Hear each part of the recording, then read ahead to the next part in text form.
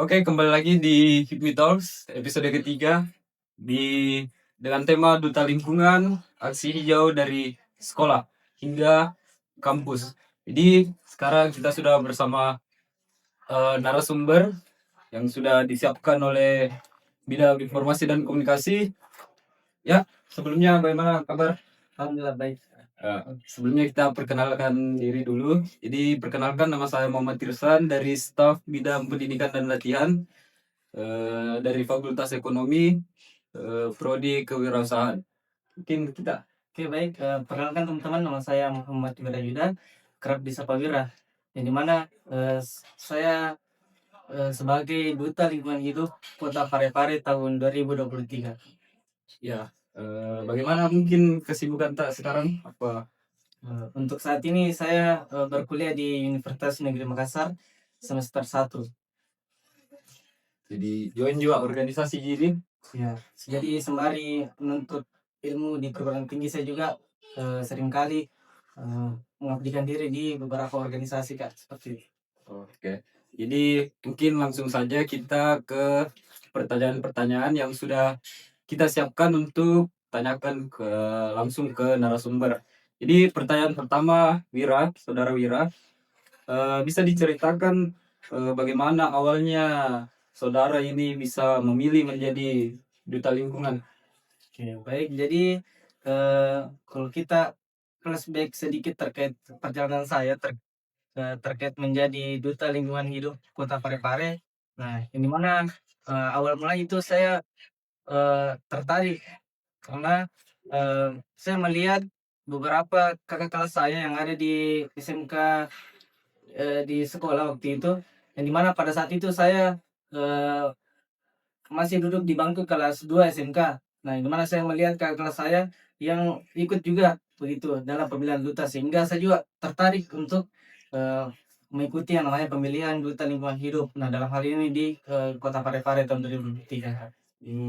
Seperti itu ya. Iya. Jadi berarti awalnya itu di waktu kelas 2 tadi dia? Iya, SMK. betul betul. Kelas 2 SMK. Jadi apa yang jadi motivasi waktu itu sehingga mau untuk jadi anggota duta lingkungan tuh? Apa motivasinya sama apa yang bikin tertarik dengan duta ini? Oke, jadi eh, pada saat itu juga saya aktif di Pramuka, Kak. Nah, Pramuka di mana saya melihat dalam berkegiatan di Pramuka, saya melihat eh, isu-isu ekologis yang terjadi di Indonesia, khususnya di Kota Parepare. Nah, sehingga saya termotivasi untuk ikut di pemilihan duta lingkungan di Kota Parepare, sehingga dapat berdampak langsung di eh, kota saya sendiri terlebih dahulu, Kak, sehingga dan di Indonesia pada umumnya, Kak. Oke. Tapi bagaimana menurut saudara Wira ini, apa itu duta lingkungan dan bagaimana konsepnya itu di sekolah? Di sekolah. Iya. Nah, jadi duta lingkungan ini merupakan sebuah ajang pemilihan duta, yang dimana konsepnya itu terbuka secara masyarakat. Jadi yang ikut andil dalam pemilihan duta ini bisa ada dalam pelajar, mahasiswa, bahkan masyarakat, seperti itu. Nah, sehingga ketika ada yang terpilih menjadi duta lingkungan di Kota Parepare, itu seringkali melaksanakan program kerjanya di dalam sekolah, seperti itu. Kalau anu Wira, apa peran peran apa yang biasanya dijalankan oleh seorang duta lingkungan? Nah, tentunya di dalam untuk menjadi duta tersendiri memiliki setidaknya tiga aspek utama, yaitu brain, behavior, dan brain dan behavior. Yang dimana brain yaitu kecerdasan, tentunya. Jadi sebagai seorang duta, setidaknya kita memiliki pemahaman terkait dengan duta lingkungan itu sendiri. Nah, yang terakhir itu behavior atau kebiasaan sebagai sebagai role model para, remaja khususnya yang dapat kita berikan contoh atau sebagai role model bagi para remaja Kak, di luar sana khususnya di kota Parepare, gitu. Oke, berarti perlu dicatat ya teman-teman. Ada tadi berapa? 3 apa? Tadi pertama brain, Brain dan, behavior. behavior. Ya, oke harus dicatat teman-teman yang mau masuk duta lingkungan. Ya, mungkin lanjut ke pertanyaan berikutnya. Apa nilai utama yang ingin dibangun melalui program duta lingkungan? Oke. Jadi, selama saya menjabat sebagai duta lingkungan hidup tahun kemarin, kami memiliki beberapa program kerja yang, tentunya itu sangat, berdampak bagi, lingkungan, Kak, seperti itu. Nah, seperti contohnya, kita mengadakan yang namanya, Dutling Go to School. Nah, jadi kita sebagai duta turun ke sekolah-sekolah, khususnya di Kota Parepare, sekolah-sekolah yang ada di Kota Parepare untuk mengedukasi siswa yang ada di, sekolah tersebut, terkait dengan permasalahan sampah dan, bagaimana, mengelola sampah itu dengan baik, Kak, seperti itu. Oke, jadi salah satu program kerjanya itu tadi di. Iya.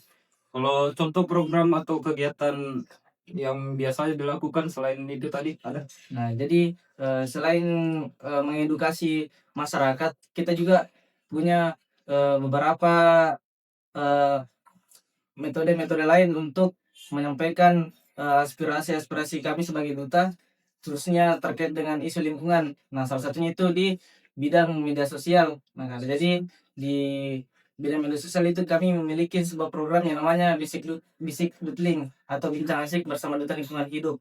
Nah, dalam programnya itu, berbentuk, live Instagram, Kak. Oh Jadi live, iya. ya, jadi ada sebuah, isu atau tema yang diangkat dalam live tersebut sehingga, para, viewers Duta Lingkungan ini dapat juga berbincang-bincang dengan, duta yang ada di, Kota Parepare, Kak, seperti itu. Oke.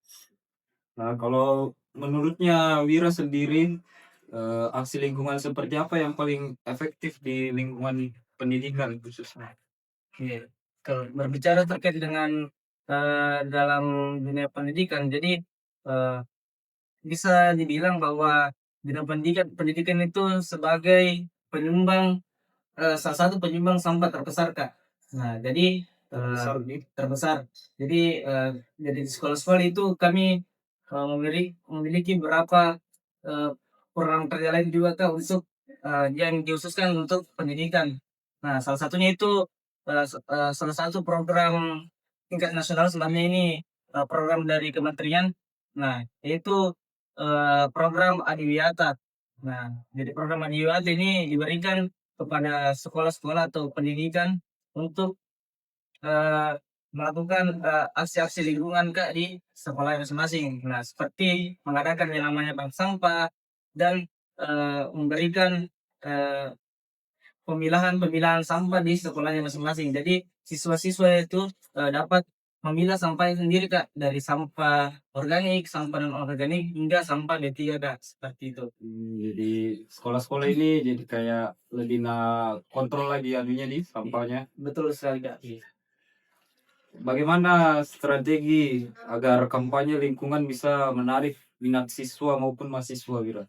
Nah, langkah strategis yang menurut saya itu, nah karena kita, hidup di zaman, di mana kita dapat memperoleh sebuah informasi itu hanya sepersekian detik saja. Iya. Nah, itu melalui yang namanya media sosial, Kak, gitu. Jadi menurut saya salah satu langkah strategis untuk, mengkampanyekan isu-isu lingkungan, itu agar, cepat tersampaikan itu salah satunya melalui, media sosial, Kak, seperti itu. Nah, jadi cara apa, biar lebih salah satu caranya tadi itu lewat media sosial khususnya. Jadi, pertanyaan selanjutnya itu keterampilan apa yang biasanya berkembang saat seseorang menjadi duta lingkungan? Nah, jadi, eee, khususnya kepada saya pribadi yang saya rasakan selama, saya, berkecimpung di dalam dunia duta.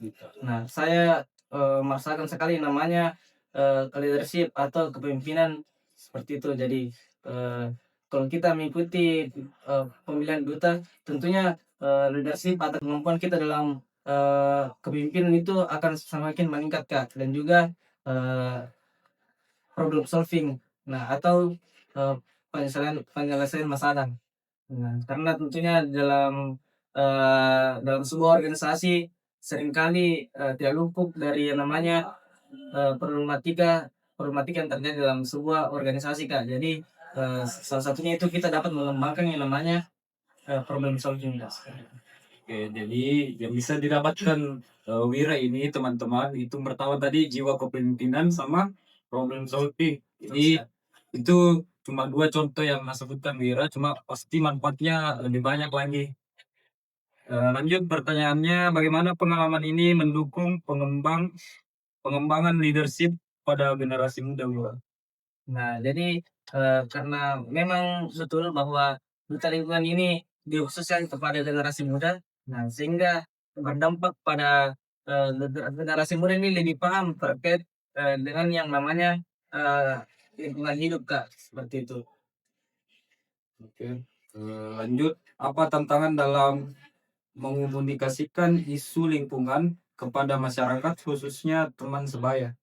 Nah nah saya rasa ini, hal yang paling relate yang saya rasa teman-teman sering rasakan ketika, menyampaikan hal-hal baik kepada, seseorang begitu. Jadi tentunya kalau, ketika kita ingin menyampaikan terkait dengan, permasalahan lingkungan kepada teman sebaya kita, itu seringkali kita dianggap, eee,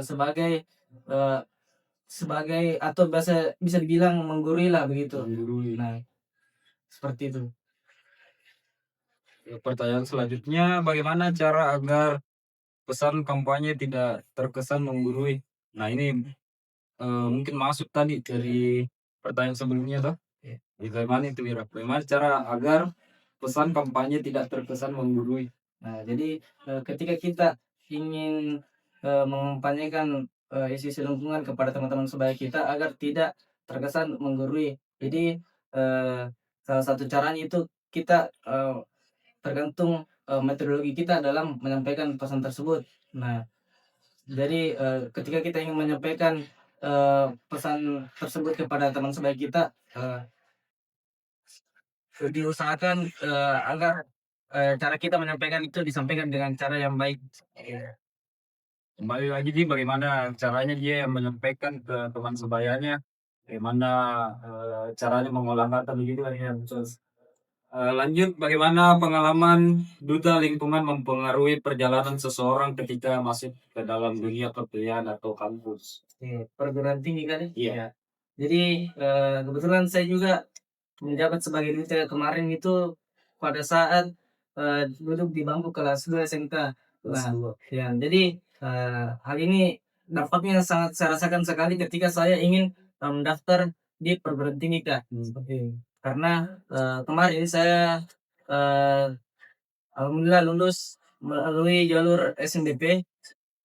Itu dikarenakan, adanya prestasi yang saya, peroleh, Kak. Salah satunya itu, sebagai duta lingkungan hidup.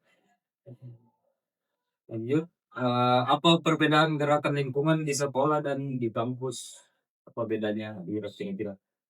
Perbedaannya itu kalau kita, dalam dunia dalam lingkup sekolah, jadi, eee, seringkali yang seringkali yang kita dapati di sekolah-sekolah itu, siswa-siswanya ini belum istilahnya, siswa-siswa ini, masih dapat atau masih bisa mendengarkan lah begitu. Lebih lebih lebih bisa mendengar begitu ketika, kita menyampaikan sebuah isu lingkungan dibandingkan dengan ketika kita, turun langsung di perguruan tinggi Kampus. atau di kampus. Peluang apa yang dimiliki mahasiswa untuk membangun gerakan lingkungan di kampus? Nah, yang ini menurut saya, eee, dalam dunia kampus, sebenarnya sangat memiliki, potensi atau bahkan memiliki potensi yang lebih besar dalam, dalam hal, lingkungan hidup.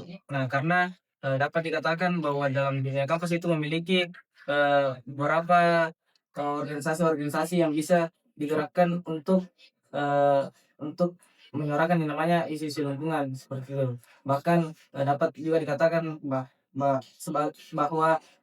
mahasiswa itu sebagai, eee, penyambung lidah atau sebagai perantara antara, masyarakat dengan pemerintah. Nah, jadi yang menurut saya ini hal yang paling atau yang paling dapat di dapat dimanfaatkan sebagai mahasiswa, Kak, seperti itu. Mungkin kita lanjut ke pertanyaan berikutnya. Ini mungkin bisa langsung dijawab tuh, karena tantangan apa yang sering muncul dalam aktivisme lingkungan di lingkungan perguruan tinggi di kampus? Nah, jadi, seperti yang saya katakan sebelumnya, Kak, jadi dalam dunia kampus itu, eee, memiliki, organizing-organizing yang, beragam dalam dunia kampus. Jadi, seringkali ketika kita menyampaikan, sebuah, isu lingkungan, nah hal tersebut dapat, ditangkap atau ditangkap tidak baik dengan, beberapa mahasiswa, Kak, karena berbagai faktor. Mungkin karena, mengiranya sebagai, aspek politik atau semacamnya, Kak, seperti itu. Kalau menurutnya saudara Wira sendiri, langkah sederhana apa yang bisa dilakukan siswa ataupun kita sebagai mahasiswa untuk mulai peduli terhadap lingkungan? Nah, jadi, eee langkah yang paling sederhana menurut saya yang dapat kita lakukan untuk, menjaga, bumi kita atau melestarikan lingkungan kita itu ada yang namanya konsep 3R, Kak. 3R atau, reduce yang artinya Serius? mengurangi, Hmm. reuse artinya menggunakan kembali, dan recycle artinya mendaur ulang. Nah, salah satu contohnya, reduce itu atau mengurangi, kita dapat, menggunakan, tumbler salah satunya. Ya. Jadi kita dapat menggunakan tumbler atau tas bawaan sendiri, sehingga hal tersebut dapat mengurangi yang namanya, sampah plastik dan, semacamnya, Kak, seperti itu. Oke, ingat teman-teman, jadi ada tadi yang namanya 3R, yaitu sebagai langkah sederhana menurut saudara tadi. Oke, lanjut. Bagaimana cara menjaga konsistensi gerakan lingkungan, bukan sekedar tren saja? Jadi bagaimana cara untuk konsistenkan gerakan lingkungan, tapi bukan sekedar tren? Gimana kira-kira, Mbak? Jadi, tentunya dalam pergerakan, lingkungan hidup, kita memerlukan yang namanya, sebuah regenerasi, begitu. Regenerasi. Jadi, tentunya kita memerlukan seseorang yang untuk melanjutkan yang namanya stafet, kepemimpinan ini, seperti itu. Nah, dan, salah satunya juga itu, selain, regenerasi, kita juga dapat, melaksanakan sebuah program itu yang sifatnya berkelanjutan, Kak. Seperti itu, yang memiliki yang namanya, eee, pengawasan ataupun, semacamnya, Kak. Sehingga ketika dalam, program tersebut itu dapat, berkelanjutan dan tidak stuck di situ saja, Kak, seperti itu. Bagaimana Wira sendiri melihat masa depan gerakan lingkungan yang dipimpin oleh anak muda? Nah, jadi, eee, nah, seperti yang kita ketahui bersama teman-teman bahwa di tahun 2045 itu akan, dikatakan kita akan mengalami yang namanya bonus demografi. Nah, atau, kita akan, lebih dominan begitu, lebih dominan, usia produktifnya dibandingkan usia non produktifnya. Nah, jadi, generasi saat ini dan akan mendatang itu akan, dipimpin oleh, generasi muda saat ini, begitu. Oke, oke, mungkin ini pertanyaan terakhir. Jadi saya langsung kasih kepada narasumber. Jadi pesan apa yang mau saudara sampaikan kepada generasi muda tentang peduli lingkungan? Iya. Apa tadi pesannya? Baik, jadi, pesan saya kepada teman-teman di luar sana, siapapun yang menonton, video ini, jadi, eee, mulai saat ini kita harus, sadar akan, kondisi bumi kita yang terjadi saat ini. Nah, di mana banyak sekali, polusi plastik polusi udara, polusi tanah, dan bahkan polusi air yang terjadi. Nah, di mana hal tersebut itu dapat berdampak pada krisis iklim atau climate change. Nah, ketika climate change ini terjadi, Kak, itu akan mengalami yang namanya perubahan suhu drastis. Nah, dalam lingkup global. Nah, sehingga akan berdampak kepada keanekaragaman hayati seperti itu. Oke, itu tadi pesannya Wira untuk kita semua sebagai makhluk hidup di bumi. Jadi itu tadi bincang-bincang singkat kita ke narasumber saudara Muhammad Wira. Jadi semoga apa yang disampaikan teman-teman penonton bisa ambil apa ilmunya yang bisa dipelajari di rumah. Jadi mungkin cukup sampai di sini. Mungkin saya akhiri dengan ucapan salam sipakat tahu sipakai ingat sipakawase. Assalamualaikum warahmatullahi wabarakatuh. Jangan lupa like, comment, dan subscribe. Let's go.